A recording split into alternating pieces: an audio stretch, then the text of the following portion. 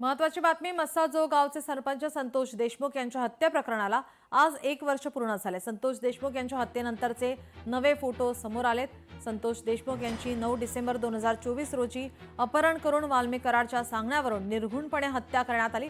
यानंतरचे केज येथील उपजिल्हा रुग्णालयात शवविच्छेदनासाठी गेल्यानंतरचे धक्कादायक फोटो हे समोर आले आहेत। यापूर्वी आरोपींनी मारहाण करताना काढलेले काही फोटो समोर आले होते। त्यामधून किती क्रूरपणे आणि अमानुषपणे ही हत्या झाली होती हे अख्ख्या महाराष्ट्राने पाहिलं होतं। आणि आता हे नवीन फोटो समोर आले असून यामधून देखील मारेकऱ्याची क्रूरता समोर येते। या हत्या प्रकरणाला आज 1 वर्ष पूर्ण झाले। गावातीलच एका व्यक्तीने आपल्या मोबाईलमध्ये घेतलेले हे फोटो आता समोर आले आहेत।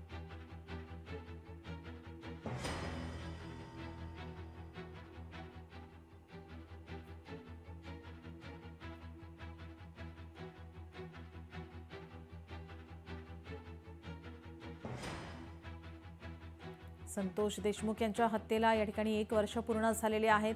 त्यानंतरचे आता हे फोटो समोर येत आहेत। मारेकऱ्यांची क्रूरता यामधून दिसून येते।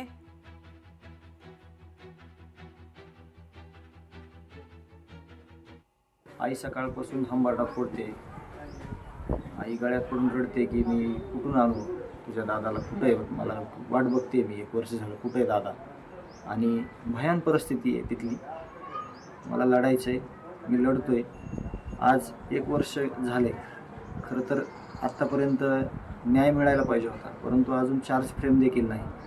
येणाऱ्या 12 तारखेला चार्ज फ्रेम होणार आहे असं सांगितलेलं आहे, परंतु खऱ्या अर्थानं लवकरात लवकर न्याय मिळायला पाहिजे होता आणि या आरोपींना फाशी व्हायला पाहिजे होती, आमची ही भावना आहे। लोकशाही मराठी ऐका, पहा, जागरूक रहा।